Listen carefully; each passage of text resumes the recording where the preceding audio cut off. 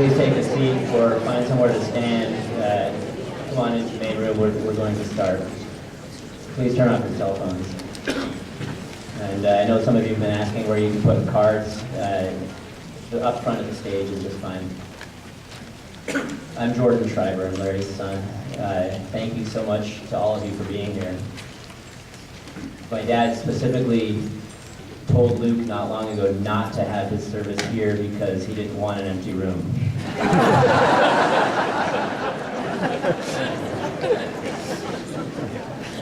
I'm too short to stand behind this podium.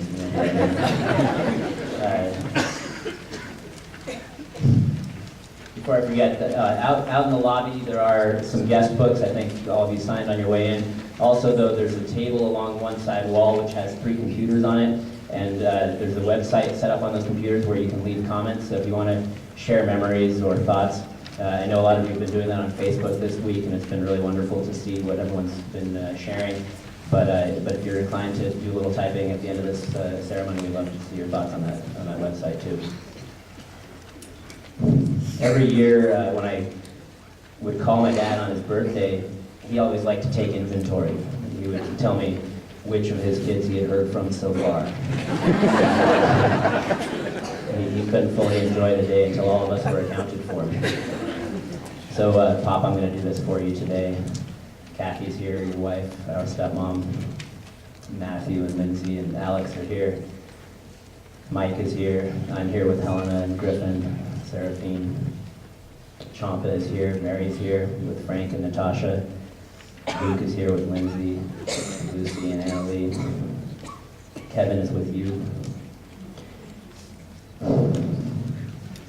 Gina is here with Bruce and Nikhil. Gabrielle with Brian and Dylan and Adrian. I have to look at the notes because I don't want to miss anybody. Yori is here with Edward and Liana. Lorena is here with Stephen and Damon and Adeline. Ciela is here. Reno is here. Demetra is here. Friends and family and patients. My mom, Carol Wells and Chaz. Bob, Kiki, and Andy, and Doug Swain, and Marvin Lee, Jeff Hills. Everyone's here for you. Thursday was my birthday a couple days ago, and if my dad had been alive, he would have called me first thing in the morning, right as I was waking up. And he would have said, "Did I wake you? I waited an hour." And then he would have launched into a painfully off-key rendition of Happy Birthday. He had a terrible year. I spent years trying to teach him how to pronounce Senator Pete Domenici's name because he was a big supporter of child rights, the adoption agency when my mom and dad founded. And he would say, "Dominici." I said, "Pop, you gotta learn to say this right, it's Dominici." And he'd say, "Yeah, that's what I said, Dominici." So he would end the birthday song always by belting out, "And many more." And then he would ask me if I'd scheduled a colonoscopy.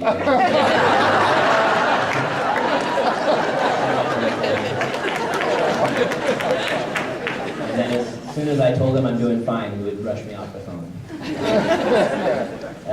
That's all he wanted to hear, that everyone he loved was doing fine. And he wanted us to hear that he was too, even when he wasn't. I have so many voicemails from him on my phone, so many messages saying, "Hey George, it's me, no need to call me back, I'm fine, everyone here is fine." After his stroke last week, he struggled to even say a word or two, and often the word that came out wasn't the word he was searching for.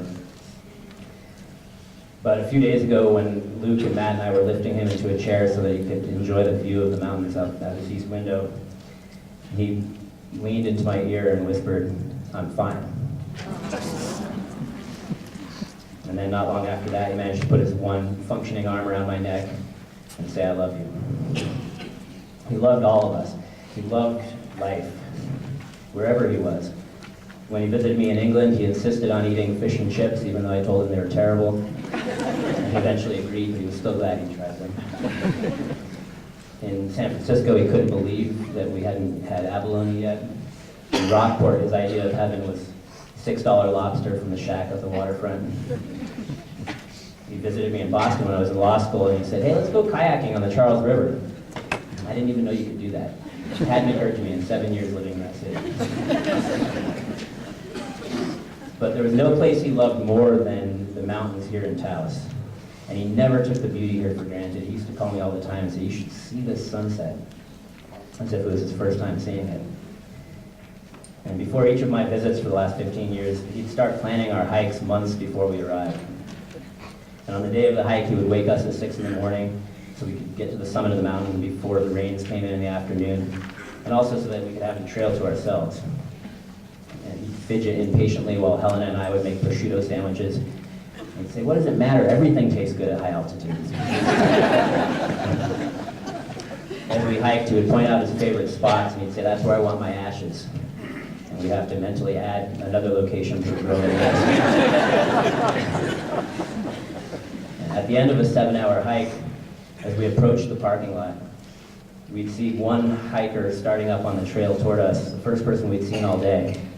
And my dad would say, what is this, a fucking metropolis?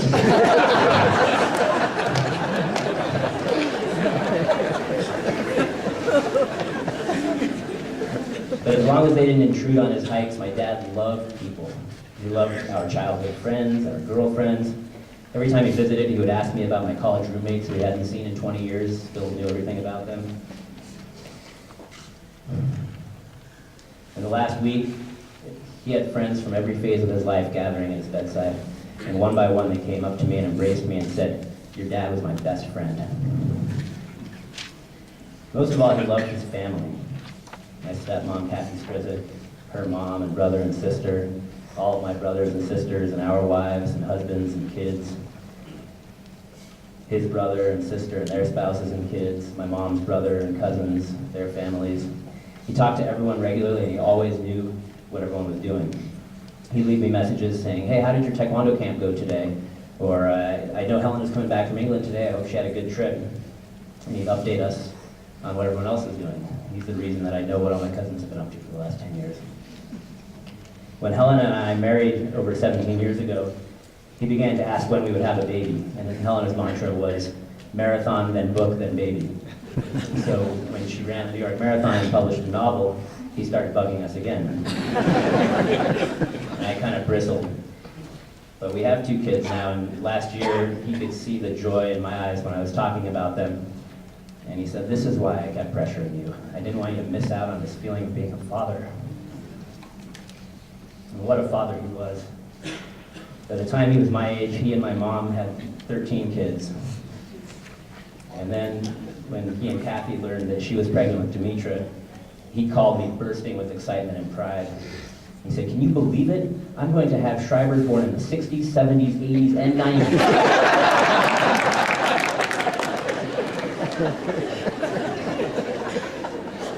When I was young and I told my dad that I loved him, he would always say, yeah, you do now, but when you're a teenager, you'll hate him. But he was wrong, I never did. And I always loved him, and I always will. And my love only grew in the last week as I watched this man who so passionately loved life face death. 10 years ago, my dad completed a 5 wishes form, which is a document that helps you spell out your desires for the end of your life. And it's pre-printed, so it has some parts that you can cross out if you disagree, and other parts that you can fill in if you want to add to it. There's one line that says, I wish for my family and friends to look at my dying as a time of personal growth for everyone, including me. My dad crossed out, including me. He didn't want to die, but he had spent decades helping his patients experience what he called a good death, and he knew how he wanted to go. He passed the last week at home, looking out his windows at the Sangre de Cristo Mountains, surrounded by his family and close friends. He smiled at our memories, squeezed our hands, and cried. He faced death with such strength, such clarity, and such conviction. He enabled us all to share our love with him and with each other, to grieve and to let go. So I'm going to call up some other family members now to speak, starting with my dad's brother, Ken Schreiber.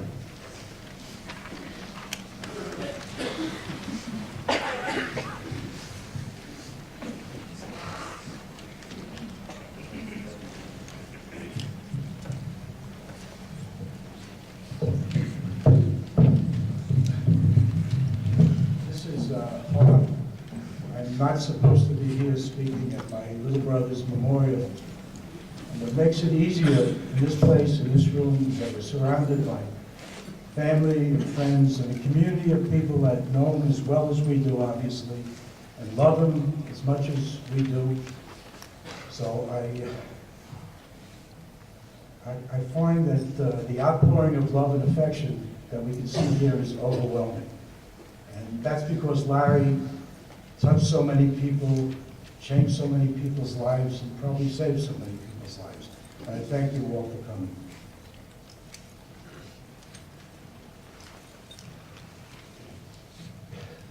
Larry was the most important person in my life. He was the little baby brother that I've looked up to for most of my life. I don't think he really realized that until the very end. In the last few days after Larry's stroke, we were talking to and about him constantly. And several days ago, I asked Kathy, one of the things I didn't understand is, why did he go to the Citadel? That's the school I went to, and he wasn't too enamored by it. And she told me, Kenny, he idolized you. I was taken aback somewhat. The next morning, I sat with him, I held his hand, and I said, I related the story of what Kathy had told me. And I said, what I think you did not know, Larry, is that throughout your life, I idolized you. And his eyes welled up. And this was the opportunity he gave myself and my sister and his children to speak to him about the things that were unspoken. And this was what he had thought about when he was on this track that he was on. Because of our age difference, and I was away at school and away in the Army, I wasn't there for most of his formative years. I didn't realize the type of person he was becoming. I wasn't there when he and Sue worked at the Cerebral Palsy Center, when he helped those disabled children in the bathroom, when he attended their weddings, when he bonded with them for life, when he went to their funerals. I wasn't there in Taos when he set up his little office, and just a few weeks after he set it up, he was called upon and invited by the Red Cross to go to Cambodia. He didn't hesitate to go. Financially, it was an issue. He set up this office, and he was walking away from it. He had a young family, but he did what he thought was the right thing to do, which is what Larry always did. I think it was there in Cambodia that he realized for the first time that he could not save the whole world. So I guess he decided he would do it one child at a time. And when it came to his children, he would not permit anyone to distinguish between his biological children and anybody else. He loved you all equally. The death of Kevin haunted him until the very, very end. As a doctor, no one had more empathy and compassion than my brother Larry. I live on the East Coast where every doctor is a so-called best in his field.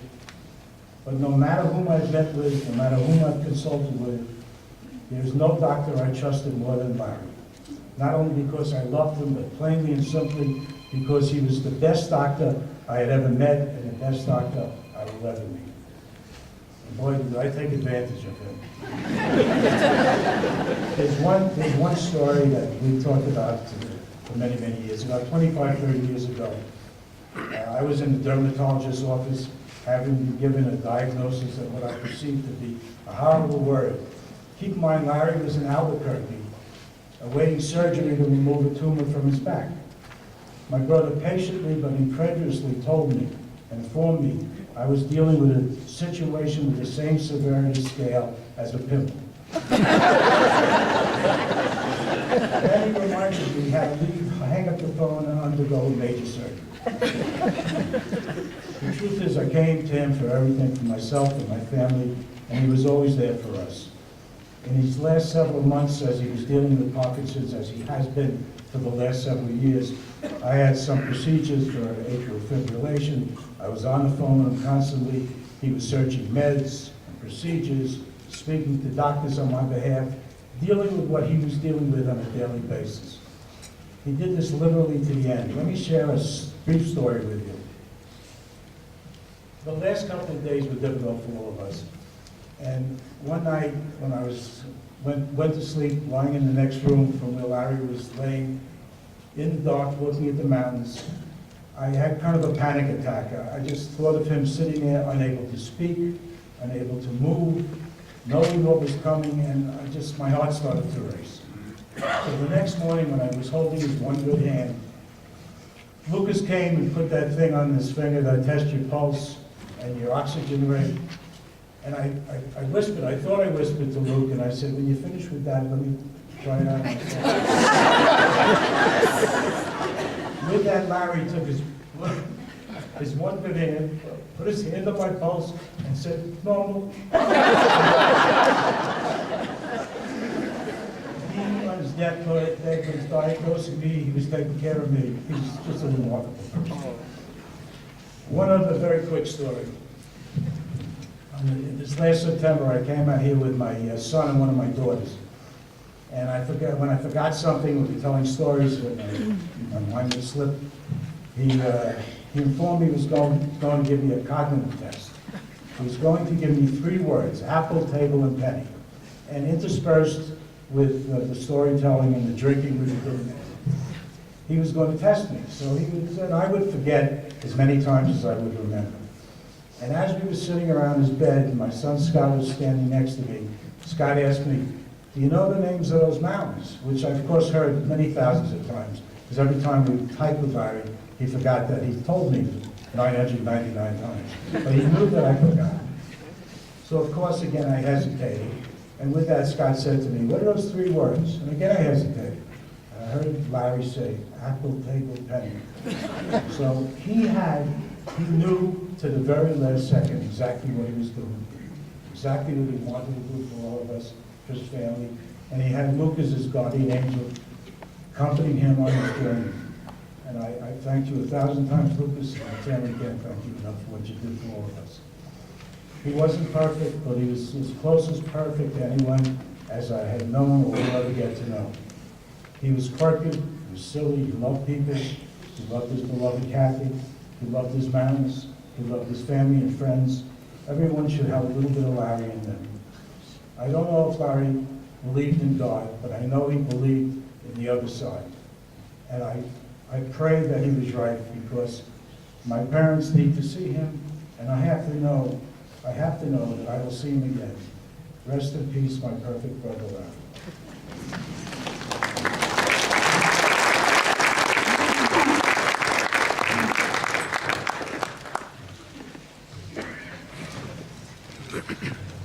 Yeah, his brother Sue Bowers is going to come up now.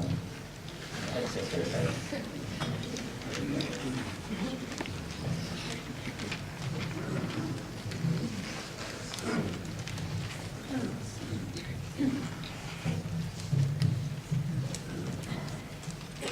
I know everyone here loved Larry, but Kenny and I are the ones who have loved him longest. And he was so easy to love. He was such a good guy. What a life he lived. His life was so full and so big. It hardly seems possible that one person could do all that he did. Travel the world, climb the highest mountains, establish an adoption agency, volunteer in a refugee center, create an amazing medical practice, establish hospice, all while being a fantastic son, husband, father of 14, grandfather of 15, brother and friend. Some people leave a very big hole when they leave. Larry does. He came into himself in Taos. He became a force. He loved the people, he loved the mountains, he loved the lifestyle. Of course, he loved his family. He loved his life here. It was only in New Mexico that he could create such a life. A kid from New York became a different, bigger, better person here. This week was so hard, but so wonderful. Friends sent his entire family, Kathy, all his children, their spouses, his nephews and nieces, his grandchildren, his in-laws, surrounded him with the love he deserved. We told his stories. We shared his memoirs. We laughed and cried. Larry was working on his memoirs. He titled his book, A Life Well Worn. I think of his life as a life well lived. So well lived, so many accomplishments, so much compassion, so much joy, so much fun, so much love, so many adventures. Oh, far too short. So many signs on the road of Taos this week. One read, "Rest in peace, Dr. Larry Schreiber, a Taos hero." He would have loved that. But he was not only a hero to Taos, he was a hero to his family. He was the baby, the love of his mother's life, the one who guided her to a gentle death, much as Lucas did for him this week. I know you will all miss Larry. He shall be missed. There are not many like him. I will miss him forever.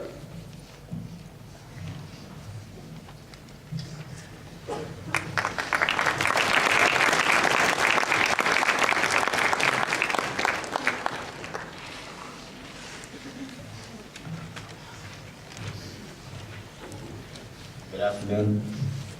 I'm Reynaldo Schreiber. I'm Larry's youngest son. Dealing even after the hurt, situations in everyday life are hard to deal with, but we still manage to solve them to get by the days in a fair manner.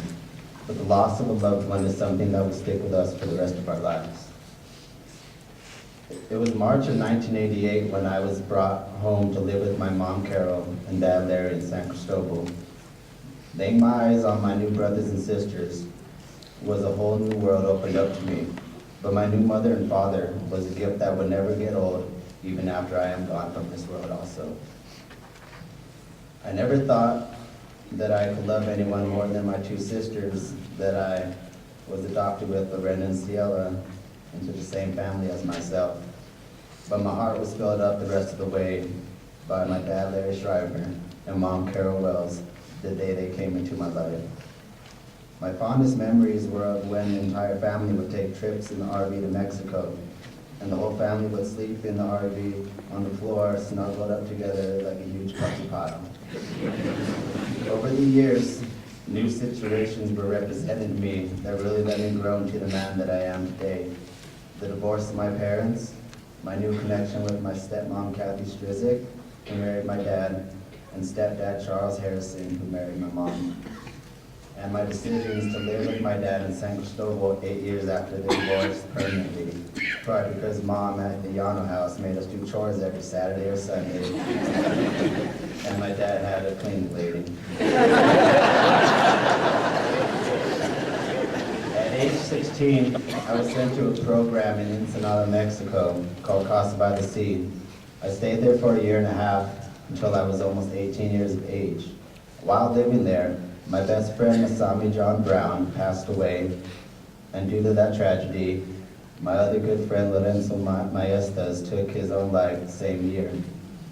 Coming back to Taos from Mexico was a big transition in my life, but I knew that my dad, Larry, mom, Carol, and my siblings were waiting to greet and see me again. I put my father over the years through a lot of stressful situations, like wrecking of his truck into his motorcycle on the same morning before school, to getting in trouble the first time with the law the same year, but Pop still loved me the same, because that's who he was, loving, caring, always there for you, Father. Pop is gone, but we must remember that he is looking down from that mountain peak in the heavens with Kevin, Dee, and Iris by his side, with a smile on his face and a beat in his heart for all of the ones that he loved, letting us know and always remember that yesterday is history, tomorrow is a mystery, but today is a gift. That's why it's called present. Thank you.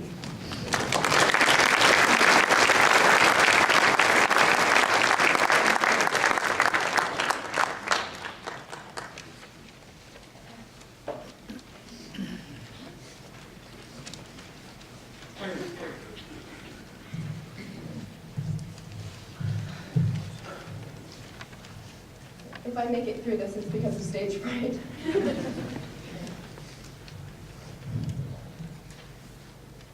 Pop loved to count and name things.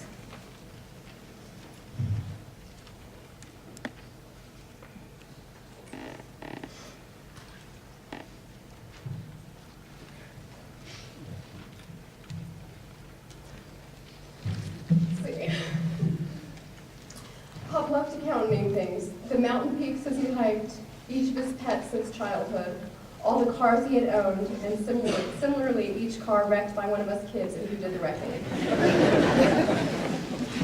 During this eulogy, I wished I could organize and categorize my memories of Pop in the same way, but the task was impossible. My Pop wasn't just a collection of countable memories, he was a part of me. He taught me the importance of family, to find my calling, and to not sweat the small stuff. When I think of Pop, I think of his joyful, goofy smile as he tried to make light of a stressful situation. I think of his warm embrace and kiss on the top of my head that he greeted and left me with. And I think of his concerned and pained look as I shared with him my own pain. It was as if he felt the pain worse than me. Pop was the best two-stepping partner I had ever had. He was a strong and gentle lead. He was the most patient and attentive father. And he was my gold standard for optimism and lightness and finding a real joy in living. So much of his joy was in his work as a doctor. He loved what he did, and he wanted us kids to find that same purpose and happiness, no matter what that might look like for us. When I wanted to be a ballet dancer from ages 4 to 14, he would talk about how he couldn't wait to watch me dance with the New York City Ballet. When I dreamed of being an actor, he regularly reminded me that he called dibs on being my date to the Oscars. And when I did capital punishment work in law school, he followed each of the cases I was working on and called regularly to discuss the injustices of each. He was always genuinely interested and exceptionally proud of us kids. While a huge part of Pop's life was his work as a doctor, he was one of the most dedicated fathers I've ever known. While I consider myself a pretty empathetic person, there are certain experiences shared by friends in which I just cannot relate. I watched as many of my friends and praised their husbands for being such involved dads while lamenting how their own fathers, the generation before, were less involved as they often played the sole role of breadwinner. My family was structured the same way, at least when I was little and before my mom went back to school so she could run child right. My mom stayed home with all of us and took care of us during Pop's very long work days. But unlike I gather many other dads of that generation active, Pop didn't leave the emotional connecting just to my mom. While so much of his identity was tied up in his role as a doctor, to many of you here, his family was his first passion. He always took time for each of us, and he always knew exactly what was going on with all of us, even and maybe more so once we became adults. As Jordan said, after his stroke last week, he was talking about his voice messages. He'd done similar voice messages to the rest of us. After his stroke last week, and he decided that he wanted to be put on hospice. We all went back to the hotel and sat and cried and shared memories. And we started sharing our voice messages with each other. Just every message was pretty much the same. It followed up on an event in our lives, updated us on our other siblings and other challenges they were facing, and then said, "I'm just fine. Parkinson's be damned." Since his Parkinson's diagnosis, I've tried to contemplate, but have never been able to really envision my life, what it would be like without my Pop. A life without Pop has always been unthinkable to me. Almost 20 years ago, Pop traveled with me to Austin to settle me in for college. We had an unforgettable weekend filled with laughs and some great, but also, because we received referrals from other college-age kids, some very mediocre food. As an aside, it was mediocre food that I would have to eat for 20 years following because Pop was so sentimental. The importance of revisiting memories easily trumped experiencing good cuisine. We ate at those restaurants among college-age kids each time he came to Austin up until his final visit there just last spring. So when he took me out to Austin 20 years ago on the first day of freshman orientation, he drove me to the UT Tower on the edge of campus and let me and my bike out. He gave me a long hug with tears in his eyes, and I'm sure words of wisdom that I now don't remember, but I hope I followed. As he waved and drove away, I have a really strong, distinct memory of how small and young I felt, and the immediate thought, How am I supposed to stay here without my pop? How can he leave me? 20 years has not prepared me for that answer. I'm now left with that same question, that same thought. I'm not sure what to do. I can only hope that even a fraction of Pop's strength and optimism and joy for life was passed on to me and will carry me through. Thanks.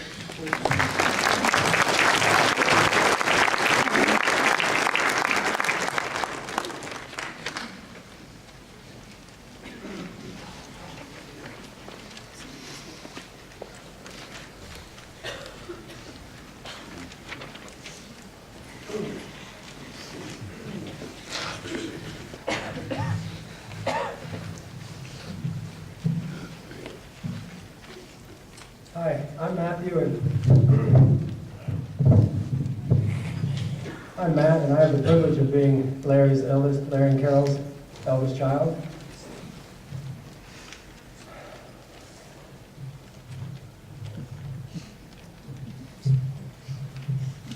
Don't touch my hamburger, I exclaimed as I covered my plate and looked to my left and looked to my right. I could not imagine the life I would be given because of this curly-haired, mustached, wearing soft talker who slightly resembled Gabe Kaplan. This is the beginning of the world created by Larry Schreiber and my mother, Carol Wells, and they were partners in the beginning of the creation of the Rainbow family.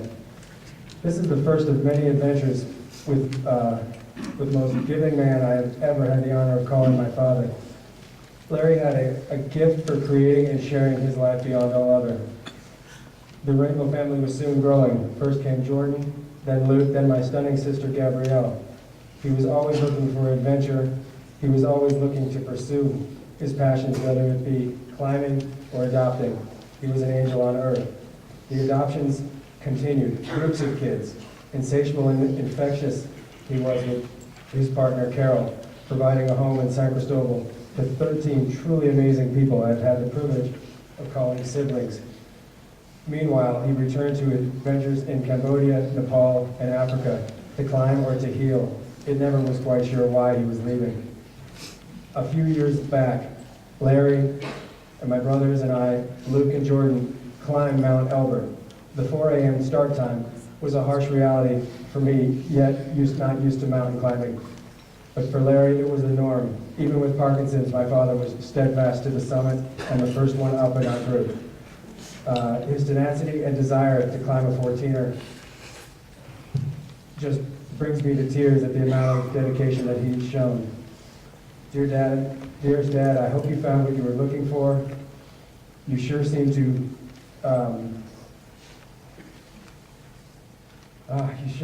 be searching. You could not get out the room without a story or recounting an emergent or planning an adventure beyond imagination. He lived as he died, no excuses, but leaving a courageous battle to the end. To say that I am grateful or thankful or honored would be an injustice to the way I feel about my father. A piece of my soul, my heart, my existence, my childhood died this week. Dad, Father, Pop, I ask you to please keep that part with you in a jar next to your soul, and one day we will meet again. I love you, I miss you, I gain my strength from you, and I cherish every minute I shared with you. And again, someday I will be with you. My dad, I love you dearly. Love, Matt, your son. Thank you for sharing this with my dad.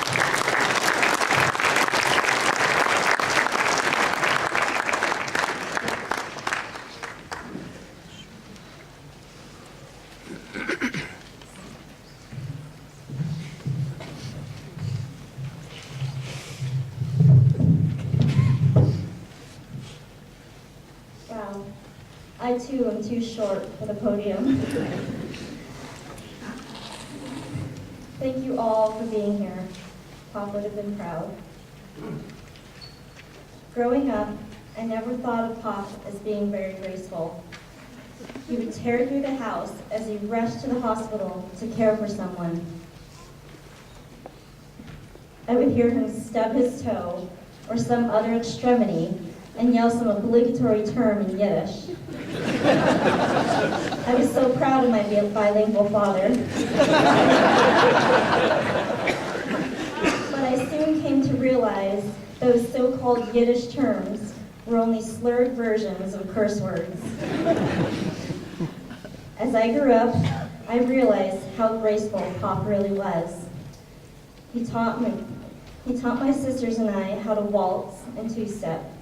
He would whisk us around the dining room as South by Southwest played in the background.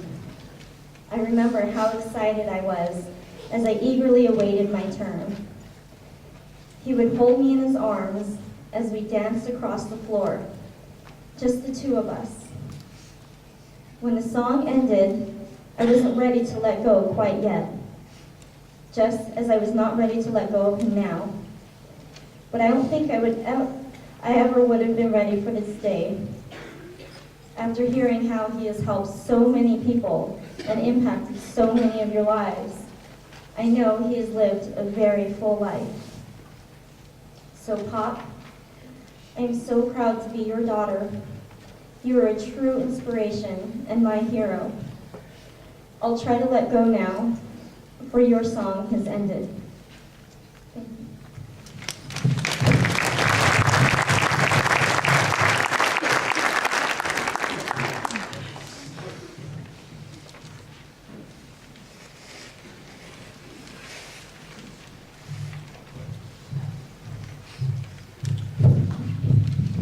I'm also too short to stand time. I'm, to be sure, the youngest of the 14 Schreiber kids, and only 2 years older than his oldest grandson. I will always love and miss, and always love Pop, and I miss him tremendously already. It's just hard to believe that I was with him that Tuesday morning before Lucas called me from his cell phone, and I thought he was just getting ready, Luke was just getting ready for work.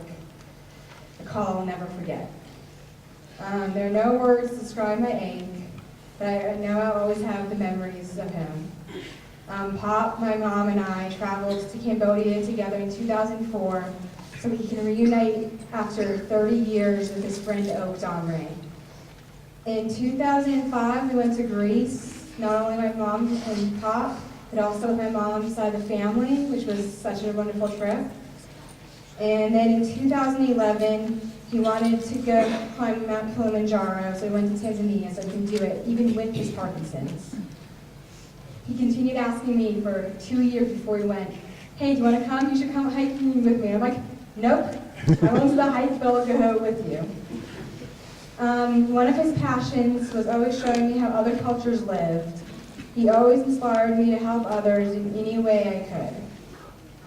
A couple of my most cherished memories with Pop was when we climbed Mount Washington a few years ago. The rain was pounding and Pop said we were going no matter what. After 7 hours, we finally summited. Another memory of Pop and I together was to DC in spring of 2013. Seeing him full of energy, he attempted once again to expose me to U.S. history. Another one of his passions was wonderful. The father-daughter times meant more to me than anything else. I never cared if we were home alone watching the news, movies, hikes, or traveling. Spending time with him was very special, and I will miss those moments. I will always cherish them. Pop was brilliant and my biggest hero. Thank you.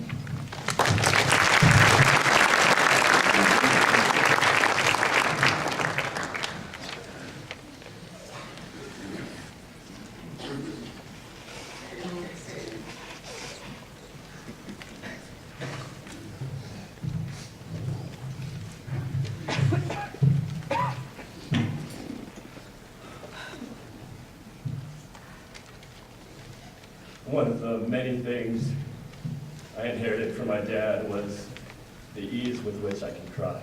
So, hang in there. Beginning at about age 8, I've had a series of dreams about my dad dying. And in my 41 years, Few emotions have rivaled the sensation of relief that I've experienced when awakening from those nightmares.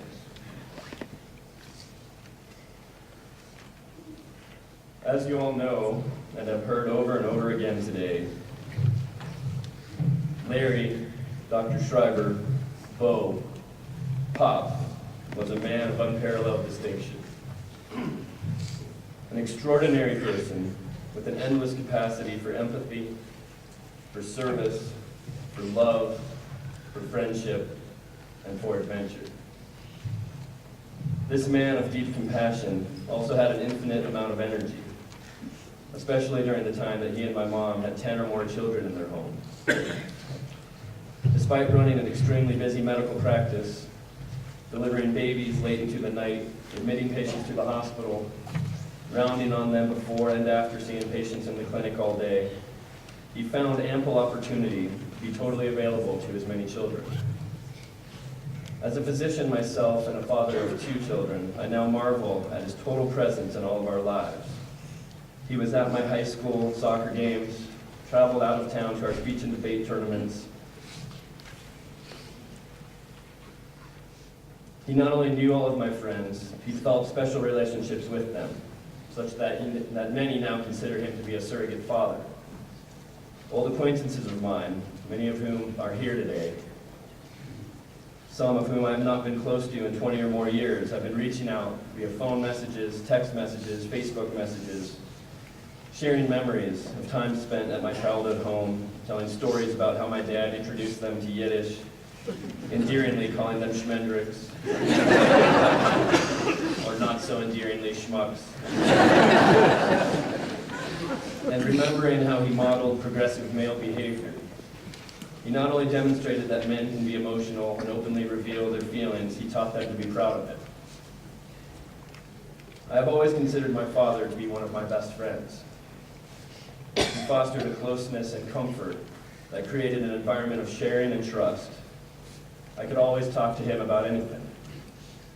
And as my college roommate pointed out the other day, I shared everything with him, and often. He and I have annoyed our wives over the years, Kathy and Lindsay, with frequent phone conversations, sometimes multiple times a day.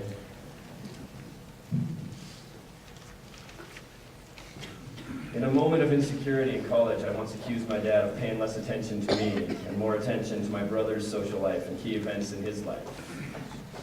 After rattling off the names of all of my college friends, he said, "I love you as much as a human being is capable of loving another human being." Yes, he was the ultimate father. He was also a devoted husband, always looking out for Kathy and making most of his choices with her best interests in mind. He had an amazing capacity for making friends and keeping them. During both of his treks to Nepal, he bonded with his Sherpas who have been reaching out to his children on Facebook since learning of his death. And he had a spirit of adventure that drove him to accomplish the unfathomable. He left the familiarity of the East Coast and his family to explore the western frontier, bravely went into solo private practice with scant experience under his belt, regularly pushed his limits of comfort, teaching himself new diagnostic techniques to perform on his patients like flexible sigmoidoscopy, delivering breech babies when obstetricians were not available in Taos. He became an expert in HIV medicine, a disease that had not emerged until well after his medical training. He taught himself tropical medicine so he could effectively treat the Khmer refugees on the Thai-Cambodian border when volunteering for the Red Cross in 1980. But his greatest and most enduring passion was for end-of-life care. He became board certified in hospice and palliative care medicine and served as the inspiring and compassionate director of Mountain Home Health's hospice program for 20 years. He was also a great teacher. In his earlier career, he regularly took medical students under his wing, some of whom became lifelong friends. I did 2 of my medical school rotations with him here in Taos, but the teaching continued, and in the last 12 years since I joined him at Family Practice Associates, I've regularly walked down the hall to knock on his exam room door and ask him advice on a treatment protocol, have him look at an x-ray with me, or review an unusual EKG finding. He would do the same, knocking on my exam room door and saying, "Dr. Schreiber?" He did so under the auspice of seeking my advice, but he always knew more than me. He just liked calling his son doctor. As anyone here who has experienced the genius of Dr. Schreiber knows, he was much more than a competent and knowledgeable physician, much more than a brilliant diagnostician, much more than a persuasive advocate for his patients' health. He was, above all, a gentle healer. His bedside manner radiated with sincerity and empathy. And at a time when most physicians are so overwhelmed, exhausted, and jaded by the ever-growing demands of insurance companies and the arduous workload associated with the electronic medical record, he never lost sight of the purpose of medical practice and of the importance of care over documentation, reassurance over defensive medicine driven by fear of lawsuits. In his retirement, I took over as medical director of the hospice program, allowing me the privilege of working with Kathy Boyle and Pat Heinen, the founders of Mountain Home Health, who have worked alongside my father for 20 years. I cannot thank them enough for the dedicated and skillful care that they provided him in his final days. When I became medical director, I did so with minimal experience in the field and have been calling my dad frequently for advice about the hospice patients. I intended to do so for years to come as I honed my skills. But as Kathy Boyle put it, he gave me a crash course in hospice medicine in his final 5 days of this extraordinary life.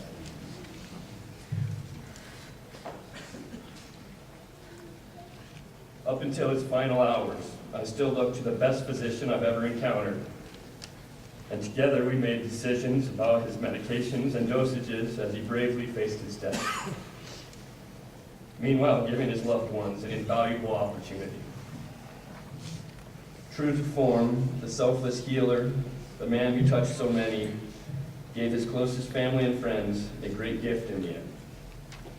He was resolute and for days declined sedatives and pain relievers so he could remain more alert and present, allowing each of us opportunity to come home, sit at his bedside, hold his hand, look into his eyes, and tell him how much he means to us, how much we love him, and thank him for the exemplary life that he led.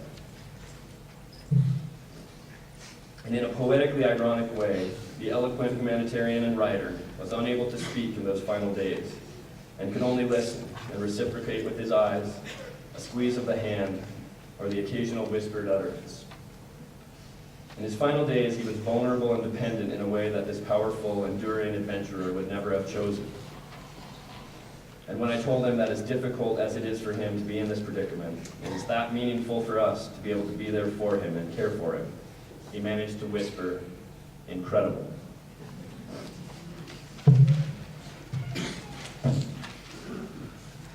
He was passionate about end-of-life care. As many of his patients in the audience will attest, he strongly emphasized the importance of the living will, particularly his favorite version, 5 wishes. His was meticulously filled out, and he and I had discussed it and his desires many times in the office. And it was that document that helped us all to feel confident in his decision not to endure the torment of imprisonment in a paralyzed body barely able to speak. I know he would encourage all of you, if you have not already, to execute a living will. Do it today. It would make him happy. And living vicariously through all of us brought him pleasure. He always had a suggestion for a restaurant, a hiking trail, a nice B&B that he had stayed at years before. So when we're having a delicious meal, enjoying a beautiful view, staying in a luxurious hotel, especially if it was at a bargain price, we can know that he would be enjoying that moment at least as much as us. He was always fond of quoting a Khmer expression that translates to, "I know your heart." Well, Pop, I know your heart. And it was the biggest, most generous, most loving of any I've ever known. And I love you as much as one human being can love another human being.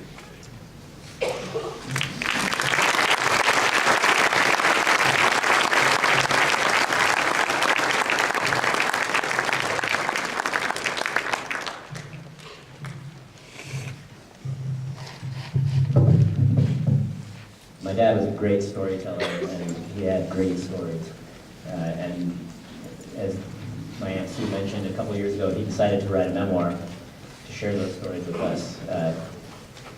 He took writing classes, he worked with Veronica Golos and with Kathy and John Nichols gave him some feedback. And he really honed his craft over the last couple of years.